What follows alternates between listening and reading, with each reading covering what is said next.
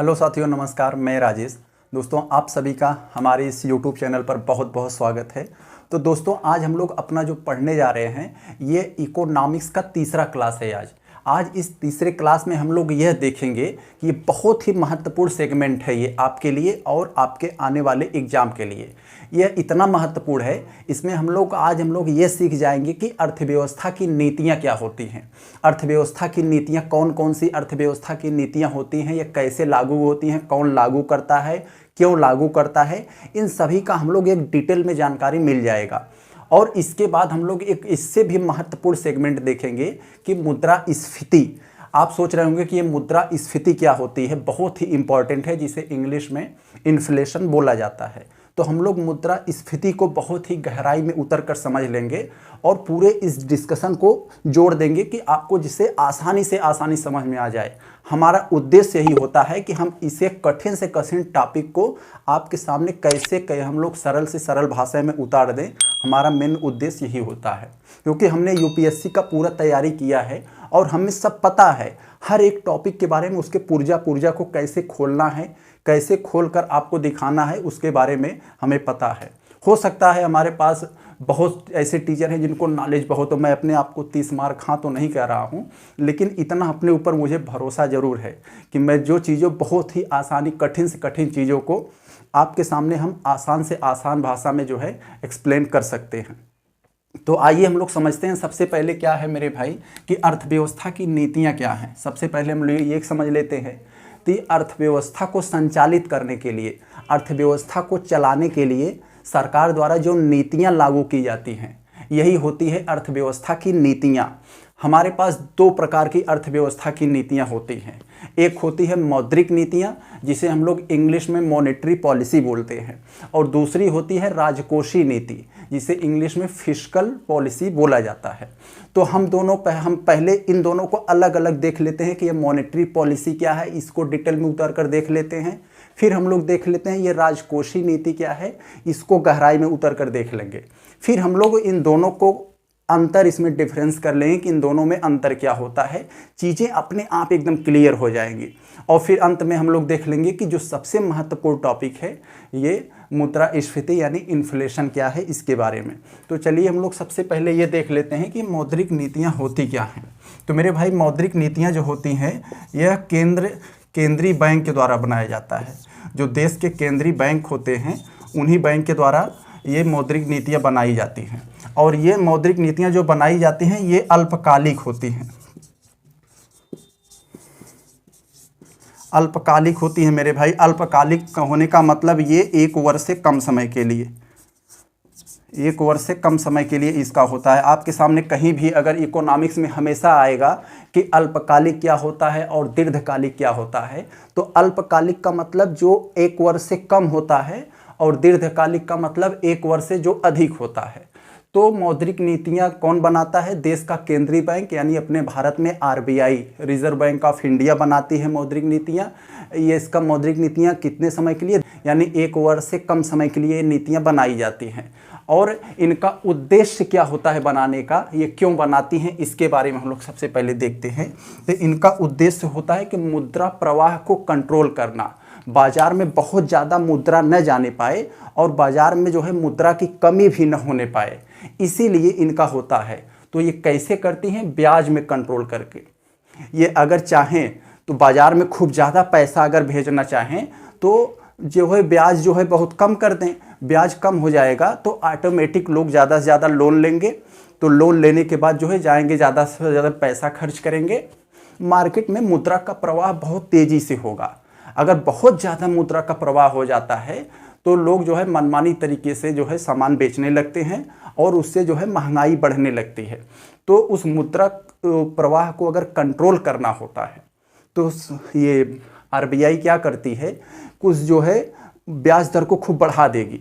तो बैंक में लोन बहुत ज़्यादा महंगा हो जाएगा, तो कोई लोन नहीं लेगा, लोगों के पास पैसे की कमी हो जाएगी।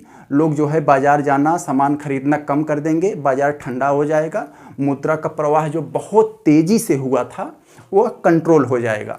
तो इसीलिए ये बनाई जाती है मौद्रिक नीतियाँ। तो आप लोग समझ लिए होंगे मेरे ख्याल से बहुत ही अच्छे तरीके से ये मौद्रिक नीतियाँ, मॉनेटरी पॉलिसी क्या होती हैं मॉनेटरी पॉलिसी केंद्रीय बैंक के द्वारा बनाया जाता है, अल्पकालिक के लिए बनाया जाता है और इसका उद्देश्य क्या होता है, ब्याज दर को नियंत्रित करने के लिए। अब आप सोच रहे होंगे कि जब बनाई जाती है, ये केंद्रीय बैंक बनाता है, तो बैंक कैसे बनाती होंगी, बैंक में कौन लोग होंगे जो इसे बनाते होंगे, तो इसे थोड़ा सा समझ लीजिए। तो मेरे भाई सन 2016 में एक समिति बनाई गई जिसका नाम है MPC। क्या नाम है MPC का, मॉनेटरी पॉलिसी समिति, मौद्रिक नीति समिति बनाई गई सन 2016 में। इस समिति में 6 सदस्यों की समिति है मेरे भाई, यहाँ कितने, 6 सदस्य, 6 सदस्यों की ये समिति है। 6 सदस्य इसमें कौन कौन से होते हैं इसे देख लीजिए। 3 सदस्य जो होते हैं वो RBI के होते हैं और बाकी जो 3 सदस्य होते हैं वो गवर्नमेंट यानी सरकार के होते हैं। और इस समिति का जो चेयरमैन होता है, इस समिति का चेयरमैन कौन होता है मेरे भाई, ये गवर्नर होता है। RBI का जो गवर्नर होता है, जैसे इस समय RBI के अपने गवर्नर शशिकांत दास हैं।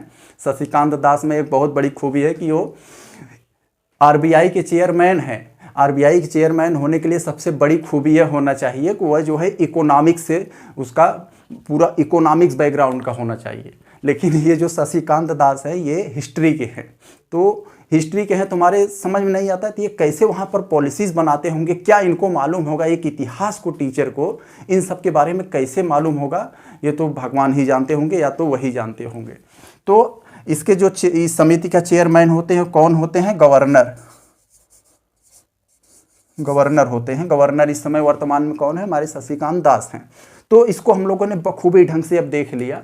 अब हम लोग चलते हैं, देखते हैं ये क्या होती है, राजकोषीय नीति क्या होती है, इसके बारे में देखते हैं। जिस प्रकार मौद्रिक नीति को केंद्रीय बैंक बनाती है, इसी प्रकार से राजकोषीय नीति कौन बनाते हैं मेरे भाई, देश की सरकार। देश की सरकार के द्वारा ये जो है राजकोषीय नीति बनाया जाता है। ये कैसे, इसमें तो अल्पकालिक के लिए, इसमें होता है 1 वर्ष से कम समय के लिए मौद्रिक नीतियां बनाई जाती हैं, क्योंकि हमेशा ब्याज दर को घटाना बढ़ाना रहेगा। तो अगर इकट्ठे लागू कर दे हाँ ये 2 साल के लिए, तो ऐसा नहीं होगा ना, हर 2 महीना, 4 महीना, 3 महीना में ब्याज को घटाना बढ़ाना होता है, इसीलिए इसको अल्पकालिक रखा जाता है।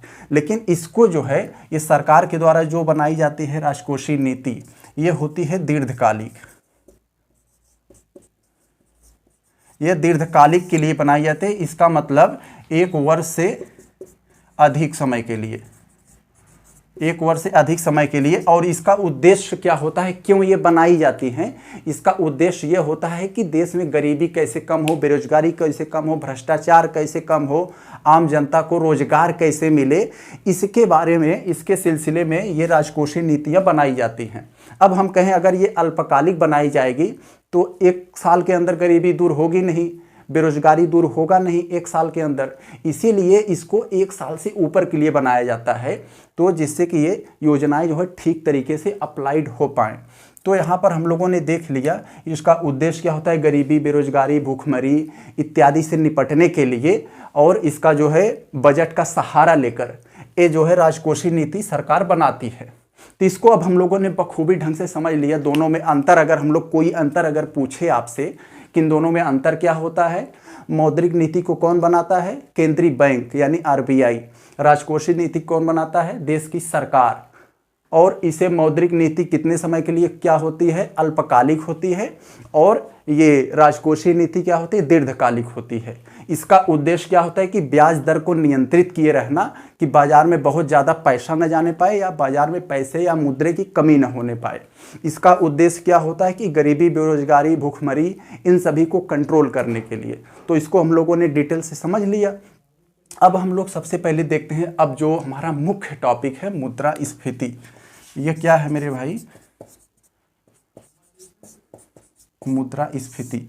मुद्रास्फीति में हम लोग क्या देखेंगे, सबसे पहले ये समझ लें कि मुद्रास्फीति होता क्या है। देखिए क्या होता है मुद्रास्फीति, जब बाजार में वस्तुओं और सेवाओं के मूल्य लगातार बढ़ने लगे, और वस्तुओं और सेवाओं के मूल्य बढ़ने से क्या होता है, हमारा जो मुद्रा होता है, हमारा जो पैसा होता है, इसकी वैल्यू घट जाती है, जिससे क्या होता है हम लोग उसी सामान को खरीदने के लिए हमें और ज़्यादा पैसा देना पड़ता है। तो यही होती है मुद्रास्फीति यानी इन्फ्लेशन, इसे इंग्लिश में इन्फ्लेशन बोला जाता है। तो हम लोगों ने देख लिया क्या होता है मुद्रास्फीति। जब वस्तुओं सेवाओं के मूल्य बाजार में लगातार बढ़ने लगे, मूल्य लगातार बढ़ने से हमारा जो पैसा होता है, करेंसीज होती हैं, इसकी वैल्यू घट जाती है और उसी सामान को खरीदने के लिए, जिसे हम लोग पहले कम पैसे में खरीदते थे, उसी खरीदने के लिए अब हमें ज़्यादा पैसा देना पड़ेगा। तो यही होती है मुद्रास्फीति। तो यहाँ पर क्या हो गया, अब आप लोग थोड़ा सा मुद्रास्फीति को देखिए, कैसे सरकार जो है कंट्रोल करती है मुद्रास्फीति को। देखिए मुद्रास्फीति बढ़ती कैसे है, मुद्रास्फीति घटती कैसे है, इसको समझ लीजिए थोड़ा सा, बहुत ही इम्पोर्टेंट चीज़ है ये। यहाँ पर क्या है कि जैसे मान लीजिए कोरोना लग गया, अभी मान लीजिए कोई जैसे कोरोना आ गया या कोई आपदा आ जाए, भगवान न करे ऐसा कोई सिचुएशन आए, मान लीजिए आ गया, लॉकडाउन लगे, सब लोग घर बैठ गए, सबका रोजगार धंधा चौपट हो गया, कोई काम धंधा नहीं कर रहा है, किसी के पास पैसा नहीं है, कोई बाजार नहीं जा रहा है, कोई सामान वामान नहीं खरीद रहा है, बाजार पूरा ठप है।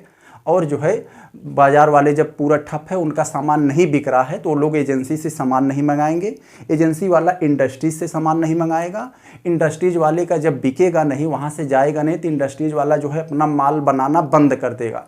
माल का मतलब कुछ और मत समझ लीजिएगा मेरे भाई, कुछ लोग जो है भोजपुरी गाना वाना अगर ज़्यादा सुनते हैं तो माल का मतलब कुछ और समझ लेते हैं। यहाँ हमारे माल का मतलब है सामान। तो इंडस्ट्रीज वाले माल बनाना कम कर देंगे, तो क्या होगा, उनका माल जब नहीं बनेगा तो उनके यहाँ जो मजदूर रहेंगे, वर्कर रहेंगे, उनको भगा देंगे, कहेंगे भैया जाओ, 200 लोग अगर काम कर रहे हैं तो कहेंगे भैया 150 लोग चले जाओ, जब काम लगेगा तो आपको बुला लेंगे। तो करें भैया हमारा बाल बच्चे कैसे जिएंगे, खाएंगे, हम लोग मर जाएंगे, कहें भैया हम क्या करें, आपको जे बस पैसा दें, तो उसको भगा देंगे। तो वहाँ क्या होगा कि रोजगार चला गया, किसी का सामान नहीं बिक रहा है, बेचारे जिसका रोजगार चला गया वो सरकार को गरिया रहा है। अब गरिया रहा है व्यापारी, गरिया रहा है दुकानदार, गरिया रहा है जनता के पास पैसा नहीं, ये गरिया रहा है। तो सरकार के आईटी सेल ने सरकार से कहा कि मालिक इस बार चुनाव में बहुत गंभीर होगा, जनता बहुत ज़्यादा नाराज़ है, इसके पास जो है पूरा बाजार ठप पड़ा है, सब लोग परेशान हैं। तो सरकार ने कहा कि भैया कुछ करना पड़ेगा। तो सरकार ने तुरंत जो है मान लीजिए बुलाए जो है आरबीआई को, आरबीआई से सरकार ने कहा भैया कुछ कीजिए, नहीं तो मामला बहुत ख़राब हो जाएगा। तो सरकार आरबीआई ने कहा कि आप पैसा भेज दीजिए इन सब के खातों में, जो के पास पैसा आ जाएगा ये लोग खर्च करने लगेंगे। सरकार ने कहा पैसा कहाँ है, पैसा तुम दो, वो भी उधार दो।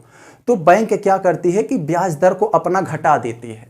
ब्याज दर को जब कम कर देगी तो वहाँ से होगा क्या कि जब लोन पता अगले दिन क्या होगा, पेपर में आ जाएगा कि भैया ये इतना जो है ब्याज कम हो गया है, आप सब आइए और लोन ले। मान लीजिए 16% है और वह 8% हो गया, तो ब्याज कम होने पर ज़्यादातर लोग जो है वो लोन लेने लगते हैं।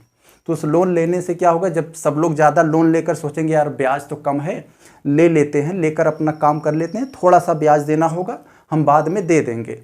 तो लेकर कोई अपना घर मकान बनवा रहा है, गाड़ी खरीद रहा है, शॉपिंग कर रहा है और तरह तरह के सामान जो है सब लोग खरीद रहे हैं बाज़ार से।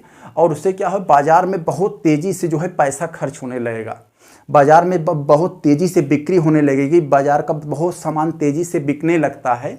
तो जब ज़्यादा कोई चीज़ बिकने लगती है तो उसका मूल्य लोग बढ़ा देते हैं, सोचते हैं गरज लागे ले बे करेंगे। तो उसका मूल्य बढ़ जाने से क्या होता है कि वहाँ जो है वो लोग क्या करते हैं, धीरे धीरे बाज़ार का मूल्य बढ़ने लगता है। एक समय आता है महंगाई इतना ज़्यादा हो जाता है कि आम जन, जो गरीब जनता है, उसके बस का नहीं होता है।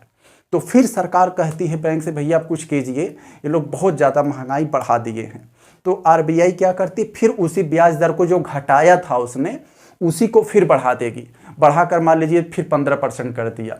फिर सब लोग डर जाएंगे भैया अब लोन नहीं लेना है, अब लोन अगर लेंगे तो हमें इतना ब्याज देना होगा, हम भर नहीं पाएंगे। तो क्या होगा कि फिर सबके पास पैसा एकदम कम हो जाएगा, फिर लोग बाज़ार नहीं जाएंगे, सामान नहीं खरीदेंगे, बाज़ार वाले गरजुआ कर जो है सस्ते में बेचना शुरू कर देंगे।